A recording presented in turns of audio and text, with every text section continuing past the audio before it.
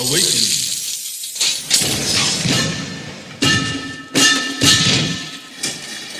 I live! So tell me what mortal needs my protection, great ancestor. You just say the word and I'm there. Mushu. And let me say something. Anybody who's foolish enough to threaten our family, vengeance will be mine. Mushu. These are the family guardians. They protect the family. And you, O demoted one. I ring the gong. That's right. Now, wake up the ancestors.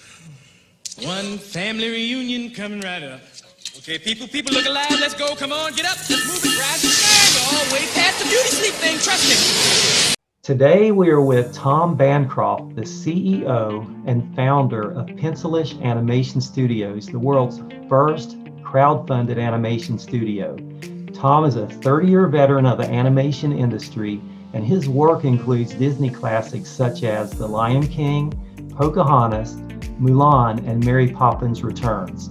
And Tom is here today to discuss the recent partnership between Pencilish and Mermaid for its hashtag Mermaid Pencilish 2021 challenge. Tom, thank you for your time and welcome to 15 Minutes With. Thank you, Michael. And I'm going to start off right off the bat and correct you. And here's why. I have a twin brother. We were both animators and we both worked at Disney for many years. So what you did, I have heard so many times, which is you gave me one of his credits. So I did not work on Mary Poppins Returns. That was my brother. You could have said Tarzan or Beauty and the Beast. I worked on those also, but we do have a lot of overlap in our Disney days. You know, we both worked on Mulan and Lion King, and so anyway, it's. And your brother is Tony, is that correct? Did I get Tony that right? Bancroft. Yeah, he was the co-director of Mulan, and also did Pumbaa and Lion King and things like that. But so we were both at Disney for about 12 years, and so there's a lot of people confuse our characters, you know, who did Tom did Mushu, okay, Tony did Pumbaa, so it's that kind of a thing. I got a question about working with Tony a little bit later. I'm excited to hear how that relationship went, and I think it went very well. So Mermaid is a month-long international art challenge, and I think it got its start in 2017, and it's going gangbusters on Instagram and TikTok. So please tell me about the challenge and how Pencilish got involved.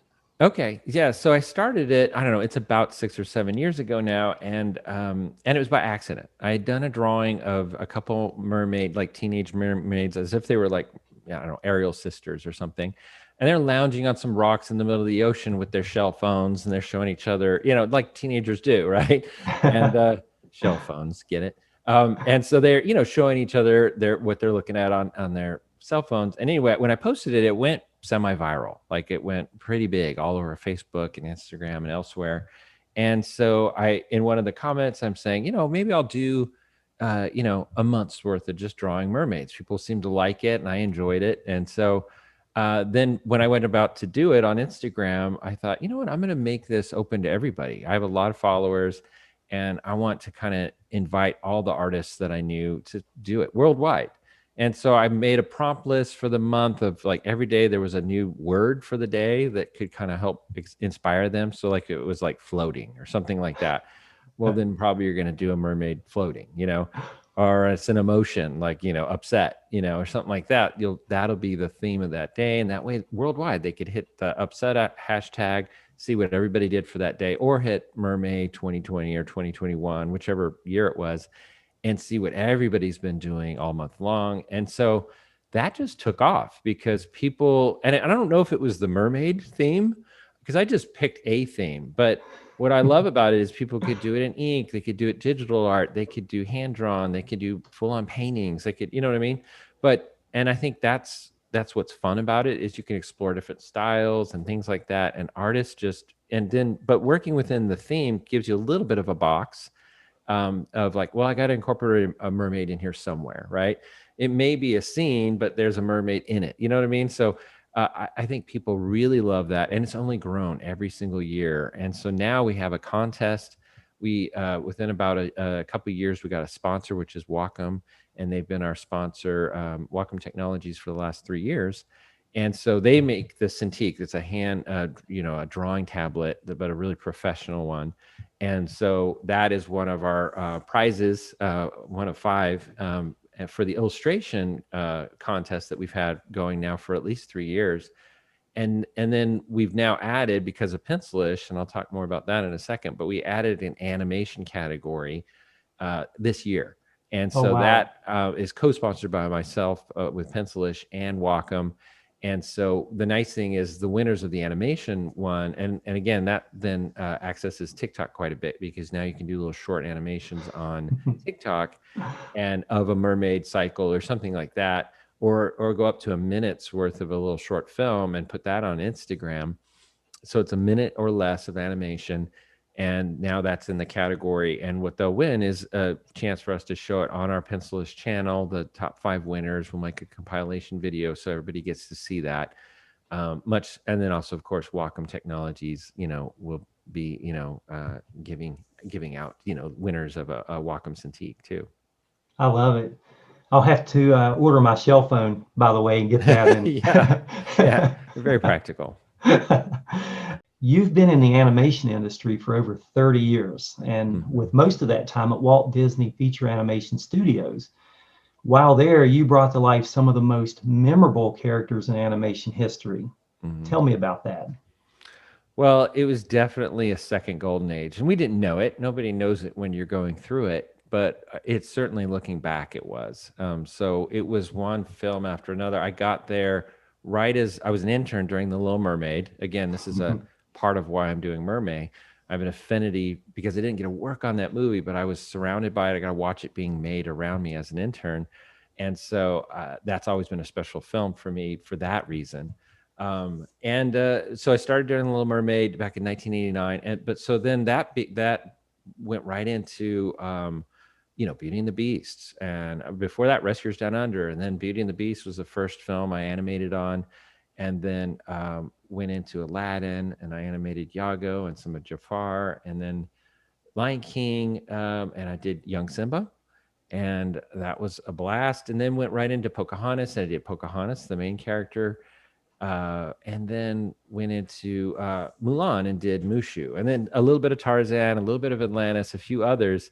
But it was such a fantastic thing to be able to give Mushu finally after about 10 or so years at Disney, because I was primed and ready to do the best work of my life. And I'm still pretty proud of that character. I look at Young Simba, and I know that movie for me resonates because my son was a young child at the time that movie came out. Yeah. So I get chills on my arms just thinking about it and knowing that I'm talking to you right now. It's like unbelievable. So what an honor. Well, thank you. And I was having kids at the same time, and so I'm that dad also. It's weird to have worked on those movies, but then bringing home the VHSs, and I didn't have to buy them; they gave them to us. We worked on them, and so it was nice we really did surround our kids with Disney stuff during those years. I know the whole world did, but Disney stores were big at the time too, and so we were all buying that stuff like crazy and littering our kids' rooms with it, because it was a shared experience that we all loved too. Wow, Disney, you did work on 10 animated feature films, including those classics, Beauty and the Beast, Lion King, Aladdin, Mulan. And, reflecting back on it now, I know going through it had been so exciting, but now with that perspective of time, what does it mean to you today? Oh, yeah. I mean, it means a lot. There's no doubt about it. I still get people coming up to me, and I do conventions, and I'll be behind the desk and, signing things or, selling my new art book or whatever it is.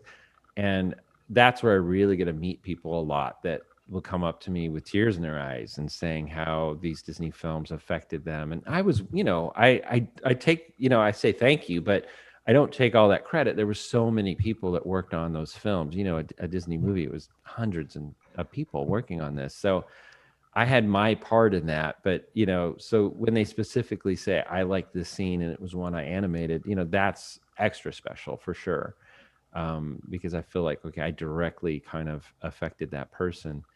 but yeah, the movies in general, just being a small part of every film, and some of them it was smaller, especially first starting out, like Rescuers Down Under. I feel like I had a very small part in that, but even that, it was still a year of life. I remember contributing, and everybody was contributing. We were a big team creating this thing that we just wanted to get out there and find out how people would see it. I feel for the people that are releasing films now with theaters closed, and they don't get that big moment where you finally. I mean, I would work on things where I would animate a scene with Simba, and I was like, okay, this is going to get a laugh. I had to wait a year for that laugh, right? And so with Mushu, especially, like he was doing all kinds of gags, and we were trying to get people to laugh, and he was the comic relief, and I had to wait over a year for that laugh, and to not ever get that, if it was released on Netflix or something like that nowadays, and everybody's in their houses watching it, you don't get to hear that laugh, and I'm heartbroken for the especially the delivery nowadays of content. It's great. More people see things than ever before. It's just we're all seeing it sort of separately. We're not sharing that experience as much. And Yeah, to me, it definitely takes something away from the experience, because I do love being in the theater. And you did touch on teens, and that was my next question, which leads me into your twin brother, Tony. Yeah. And he is also an animator, and you two have worked closely together in the past. And so twofold question, what's it like working with your brother, and what's it like being part of a team working on an animated film? Because as you've said, there are more than just a few people working on these, and I don't think the average consumer of the content realizes that. Right. They don't. I mean, if we do our job right, especially in the Disney days when we were hand drawing these animated films, if we did our job right, it looked like one person did the whole thing, right? And so we were disguising our styles, our individual styles, and kind of making it go down one road to make it look like the same character every shot, every drawing. And so that is the teamwork part that really Disney was best known for, whether we knew it or not, right?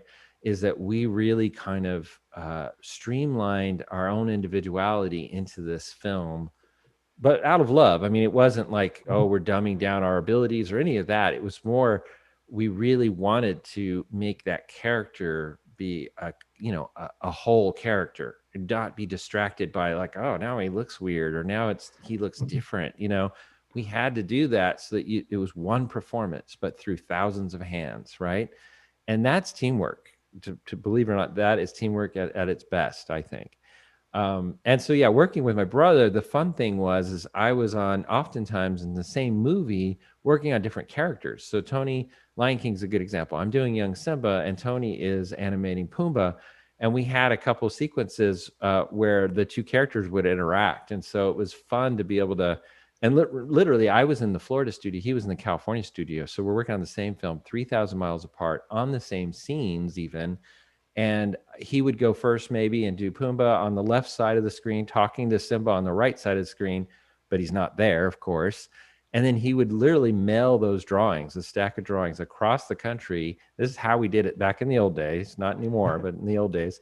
And I would get those stacked, and then I would put a blank piece of paper over his on every single frame and draw Simba listening and then reacting to what Pumbaa just said. And it wasn't until you put them both together and shot it together that it create that performance of these two characters interacting. So, where you from? Who cares? I can't go back. Ah, you're an outcast. That's great. So are we. What'd you do, kid? Something terrible, but I don't want to talk about it. Good. We don't want to hear about it. Come on, Timon. Anything we can do? Not unless you can change the past. You know, kid, in times like this, my buddy Timon here says you gotta put your behind in your past. No, no. I mean... Amateur. Lie down before you hurt yourself. And to think that it was happening 3,000 miles apart and, on separate pieces of paper and two different people doing it.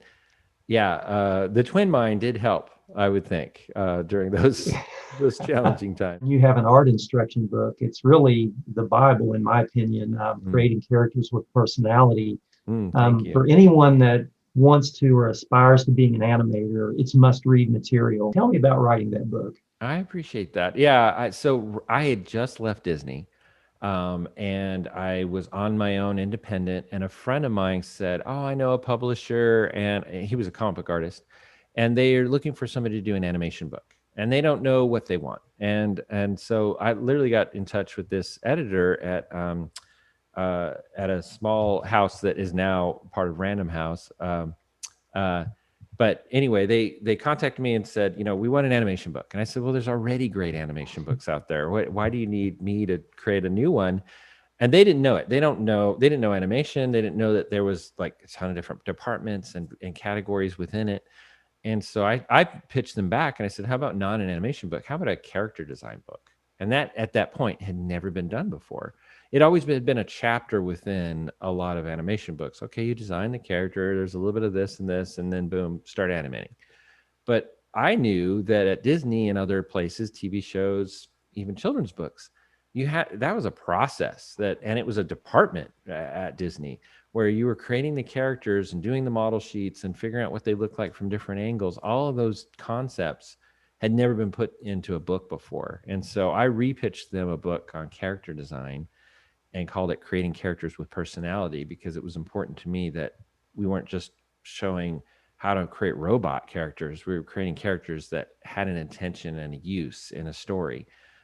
They were personalities, and that you were going to be specific about how you design them. And so when I pitched that, and I then told them, okay, you know what, this isn't just a small niche thing, because they thought it was.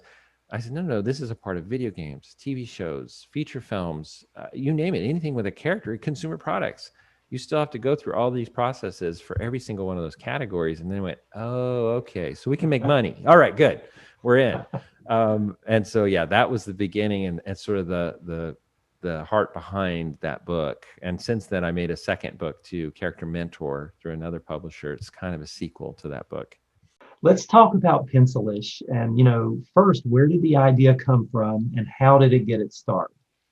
Great. Yeah. Pencilish is my new animation studio that I'm launching. And it's the world's first animation studio that's crowdfunded. That's part of my excitement about it, is that I feel like we're serving two audiences when I create this new animation studio, because we have the investors that are now part of this studio and are benefiting from it down the road. And a lot of them are fans, just people that love animation and want to have a piece of an IP. They can actually own, if I was Walt Disney and this was the 20s, it would be them owning a piece of Mickey Mouse, right? And that's the clearest way I could explain it. But the other side of it is we're going to help creators that really would probably never have a chance to get a lot of eyes on their work. And because we're going to put marketing money into it, things that they won't be able to do. And we already have large followings behind even our advisory board. So we're going to get the word out in a big way when we release our first content. And so I'm excited for creators. We're going to partner with them, give them money, and say, let's create this show together. And you're going to co-benefit, because in the 30 years of my experience, I created Mushu the Dragon for Disney, and I knew it. I knew I was signing off all my rights and all that for a paycheck. But I still look back and I kind of go, and not with bitterness, but I still go, you know what? I'm still buying Mushu plush toys. Nobody's giving them to me. I don't own any of that. I'm not profiting from any of that. And now, what's it been? 20 years now. They're still making profits off those characters that we were involved in. And so I thought, you know what, the big picture is that we live in a world now where we all have in our hands a distribution system. Why aren't we creating content of our own? And people are, but what I'm saying is really kind of saying, but no, why isn't there another road? All these animation students are coming out of animation schools and they think there's one path for me. I have to get a job at Disney or Nickelodeon or some other smaller, but usually a conglomerate studio, and create their things, their projects, do what they want to do. And there's not really a road other than like, okay, I'm gonna kill myself, make no money for about 5 years, and put a little pilot of my dream project onto YouTube and hope that people see it. And so I want Pencilish to be that bridge. We are now this independent studio where we can help creators get their stuff out there. And yeah, we're doing it through YouTube because that's where the eyes are. And we're going to have our own channel that's going to create new content that our shareholders can co-own along with the creators. And so I'm super excited about that because that is the new idea that nobody's really doing. And so yeah, it does feed into the new the TikTok generation. It's short form animation. We're going to do 4-minute long shorts that is a series, so you'll get to know the characters and fall in love with the stories, but do it in quick little bites. And I think that's what the world wants right now too. So, and it's a quicker return on investment for our shareholders. So it's kind of a win-win. Yeah, absolutely. It's so smart all the way around. There's so many reasons to like what you're doing. And part of it, a twofold question, is your team. You have some legendary alumni from Disney, Nickelodeon, DreamWorks. The other thing I think that you've done that's really smart is you have a strong board of directors. And Yeah. how first, tell me about the alumni and how that's helped you, and then talk about the board of directors and how that is helping shape the company's future. Well, yeah, and thanks for bringing that up because yeah, our board of advisors is just legendary, and we're honored to have them. And so, yeah, one of them is my twin brother Tony, and who co-directed Mulan. Another is Aaron Blaise, who co-directed Brother Bear for Disney, and developed other projects. Both of them, many other projects. My brother did Animal Crackers for Netflix more recently, and so, and then I've done VeggieTales and worked on other projects, beyond Disney myself. And so, and then we also have Steve Macbeth, and who is like the former vice president at Disney and did Disney Interactive, created Disney Interactive, that whole group. And so, and then we have Ming Na Wen, who's an actress but voice of Mulan. And then we have even bankers. And so we have one of our Christopher Joe is works at AIG, and he knows the sort of the shareholder side of things. And so I really enjoy that we have. Oh, and I can't leave out Ash Grayson, which is one of my partners in the company, and he's a marketing guy. And so he has his own marketing firm here in Nashville. And so what's exciting about it is we have the business side. We have people that know consumer products and the video game side. We have, of course, the legendary Disney animators and directors, and an actress even, that just is excited about it and wants to help share about it, but also, help with voice talent and things like that.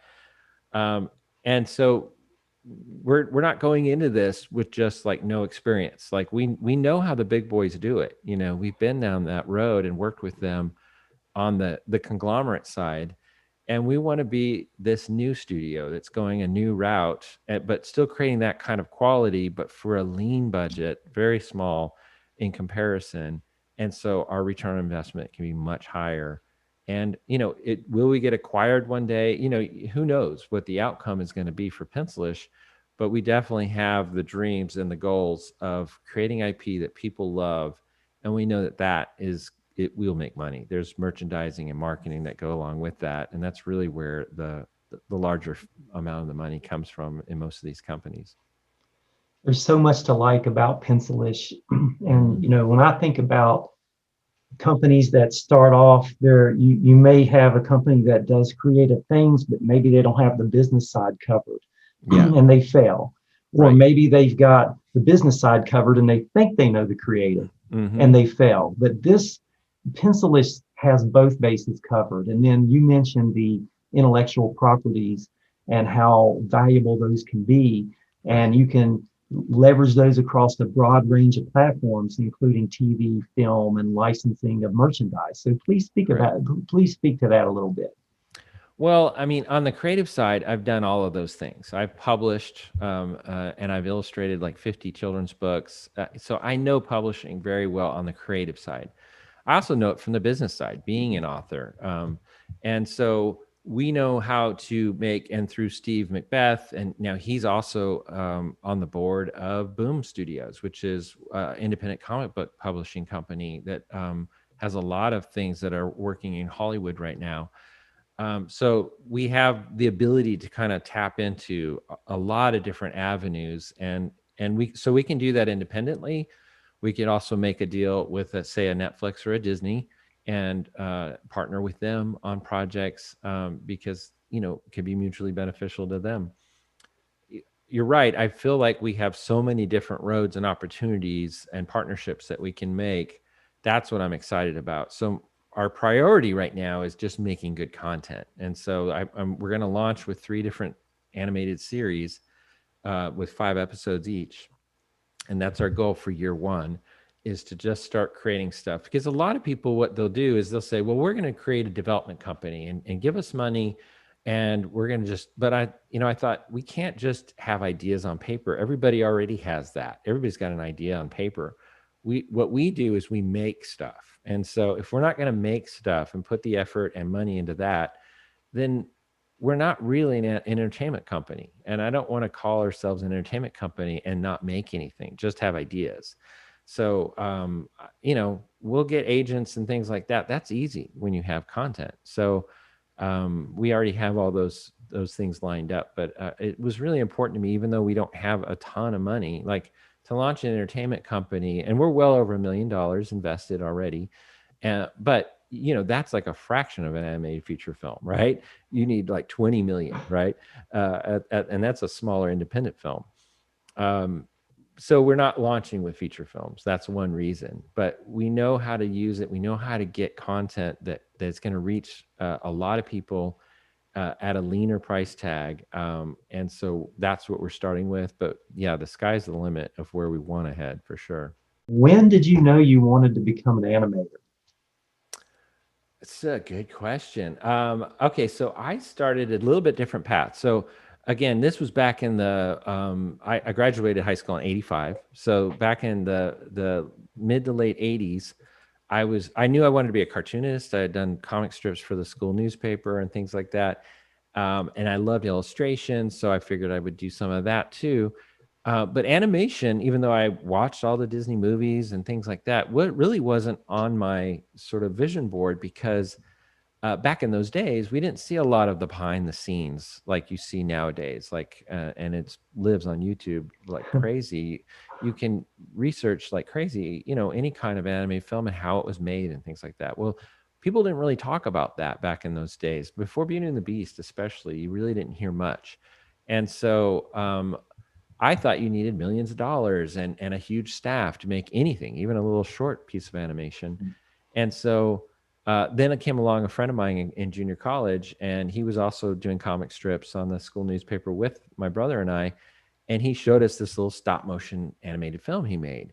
And it was just him in his bedroom with his family, and they're trying to wake him up. It was, really clunky and not, very funny and well done. It was a sort of a student film. But he'd done it by himself, and he'd done it with a Super 8 camera where you could just do one frame at a time. And we saw that, and that was when the light went on of like, we got to try this. And so we did an animated film with him, a little like music video. We went pretty grand right off the bat with lip sync and the whole bit. Didn't know how to do any of it. Had to go to the library and find books and things like that and research it on our own. But it took us about 2 or 3 months, and we created this little short film. And by the end of that, we were hooked. As soon as we saw that first film come back, because you had to send it out, wait a few days, have it come back. As soon as we saw our first animation of the characters moving around, we were just, okay, that's it. And so we found out about CalArts. California Institute of the Arts was not very far from us in California where we were living. And that was where Disney actually started that school to raise up animators for Disney, but also other studios. And so we found out about it, and we got into CalArts, and the rest was kind of history from there. You ever think that you'd work on films that would gross over $3 billion in total worldwide? I know the answer to that, but yeah, no, certainly not. It's funny because my very first job out of CalArts was Disney, right? So I got into a Disney internship, like I said, back in 1989 with The Little Mermaid. And I'd only gone to CalArts about 1.5 years. So it all happened very fast. And it was good timing. They had released Who Framed Roger Rabbit already, and that was starting to get the people interested or reinterested in animation. And then, of course, when The Little Mermaid came out, I was already an employee of Disney and living in Florida at the new studio they had just opened and making a Roger Rabbit short but Little Mermaid took off. Immediately, plans changed. We were going to make Mickey Mouse and Roger Rabbit shorts out of that studio, but immediately they were like, no, we're going to up our films and put out more a year. And so therefore the Florida studio became like a big part of that. It was perfect timing for both Disney and me to be in that studio. And so immediately we got thrown into Rescuers Down Under and then Beauty and the Beast. And by Lion King, we were doing big chunks of the film, like, that whole Can't Wait to Be King sequence was all done in Florida. And so that, of course, then led to us then Mulan was the very first film that was completely done in Florida. And then, of course, Lilo and Stitch was done there, and Brother Bear. So those three were done completely in Florida. So it was a great time to be there. And yeah, looking back, yeah, of course, that led to billions of dollars, but also films that are still around. And I cannot believe, and I'm so excited whenever a really bad, live action version comes out of a remake of one of those films. Not all of them are bad, but some of them. It still gets people to go back to the original, and that's what I like about the remakes. If that question was coming up, I will say I love the remakes because it gets people to still talk about the original and compare and do whatever. And some may beat, I don't know, but at least it gets people talking about the originals, so they're still around. Yeah, I mean, I'm sitting here talking to the gentleman who created Young Simba. And, what was it like working on that film? And did you, expect it to become the worldwide hit that's still making new fans today? Well, no, at Disney at the time, and maybe you've heard this story because it's been told a few times, Pocahontas looked like it was going to be the hit. We were making them at the same time, and I'm actually one of the few animators that worked on both. Oh, wow. Yeah, because we had two different teams, and so I was fortunate that I got to work on Pocahontas and on Young Simba, and so it was weird to have those going on at the same time, but it was really two different teams. Like I said, there were some people that overlapped, but we kind of were in competition with each other, and it looked like Pocahontas was the front runner. It had a lot of the heavy hitter animators, the people that had been there for a long time. And Lion King had a lot of the new guys, including my brother on Pumbaa. And so just nobody expected it to, but I think when you're number two, you kind of put more love into it and more passion and long nights. And that was definitely Lion King. Pocahontas went a lot smoother, right? It went through the pipeline kind of smooth because it had a lot of real veteran people on it. And it was just, beautiful to look at, but it maybe didn't have all the story heart that Lion King had. And so I think so that's why we didn't see Lion King coming out and being a $1 billion film and outperforming Pocahontas. But believe me, we all wanted both to do well, and especially me because I worked on both. But yeah, the Lion King just came out of nowhere, and everybody loved it. And it was as soon as we saw that first trailer, Disney did a really smart thing they'd never done before. I don't know if you remember the very first trailer for Lion King, but it was they didn't do like a lot of clips and all that, and here's some funny parts and all that. They just released the very first song, that right? Yeah. And lifting up Simba as a baby when Rafiki does that, and all the characters, all the animal kingdom, roars. Like that song and that moment was the very first thing that everybody saw in the whole wide world of Lion King. And that really kind of made people just go, oh my gosh. And it ends with a boom right at the end. And if you were in the theater when you saw that, and you probably were, you remember that moment, and you remember going, oh wow, I got to see this movie. I looked at my wife, I'm like, we're going to that movie.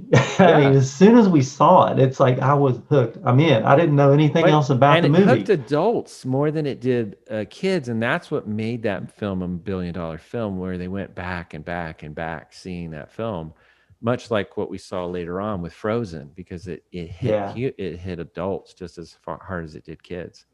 So, and you talked about passion, and I'm going to bring it back to Pencilish for just a minute, because I know that you're very passionate about that project and this company and everything that you're doing around Pencilish. And one thing I think that you're very passionate about is giving back. Please tell me about that, because I think Pencilish it can provide an outlet for artists to share their work with the world in new and innovative ways. So talk about that, please. Yeah, I'm super excited about, because I'm a creator myself. And so now putting on a CEO hat has been a little bit challenging, I will say, in that even though I'm very entrepreneurial, I've started other companies, and a lot of them are art training and things like that. And even writing the books in a way is kind of communicating in a, sort of monetizing teaching to some degree. But now being CEO of Pencilish, but also a creator at the same time, I have a real heart for the people that we're making deals with. And so oftentimes my business partners are going, oh, wait, why are you saying it's going to be a 50-50 split with that person? We're not, it should be like, we're giving them money. We're paying for it. Why would we get, And so, yeah, I want to reinvent how you approach creating partnerships with people. With artists, because I know as long as they're going to continue on with the project, which they are, we don't want to work with anybody that just wants to give us an idea and take their money and run. We want people that are creators, or they're going to be showrunners of their properties. And so therefore, that's a relationship to me. And we want that relationship to continue on and to benefit mutually us and them. And so if we're giving them a ton of money up front and basically on a piece of paper or dream of theirs. But if they're the right people, and I know that they can write those scripts and hopefully maybe even be a voice of the main character, and if they're in the animation industry, which some of them are and some of them aren't, maybe they can even help with the animation or something like that, like contribute to the actual product. But at the very least, show run it, look over it, and make decisions artistically and creatively. Well, those are the people that are partners. Those aren't just, they're going to throw out a script or a concept and we're going to take it from there. I don't really want those relationships. I want people that are going to be involved and be showrunners, and those partnerships are gold. Those are the people and the creators that you hear about nowadays. Who created, well, some people do, SpongeBob and shows like that. And those people stay with those shows, and that's the reason those shows are big. And so we are creator friendly, and we want those creators to be happy and know that they're benefiting from day one to all the way to the end. Where can we find you and Pencilish on social media, and how can prospective investors find you? Yeah, so the easiest place for Pencilish and investors to find Pencilish is to go to wefundr.com/Pencilish. Maybe even easier way is just go to pencilish.com, and there's a link there to the WeFunder. So pencilish.com is probably the easiest. And the WeFunder is the sort of the Kickstarter kind of, it's the umbrella. It's how we're creating the investment through that website. So there's other companies, of course, on WeFunder. So that's where our page is to invest. And you can see a video from me and all the read more about our advisory board and just what we want to do and things like that. And of course, invest there also. For me personally, I'm on Instagram, Tom Bancroft, the number 1. And I'm also on Twitter, Tom Bancroft 1. And of course, Facebook. My brother and I, we have a podcast. And so that's at the Bancroft Brothers Animation Podcast. You can find that on Apple Podcasts and on Spotify and a bunch of different places. And so, yeah, those are the main places, Instagram and my podcast. And then, of course, pencilish.com. Yeah, I've followed you on Instagram, and the podcast is next on my hit list, so I can't wait. Oh, please. Yeah, I think you're going to enjoy it. We interview industry vets, but also people that, like, Netflix just released The Mitchells versus the Machines. And so we had the producers and the directors on. We do all the new stuff and talk to vets about the old days too.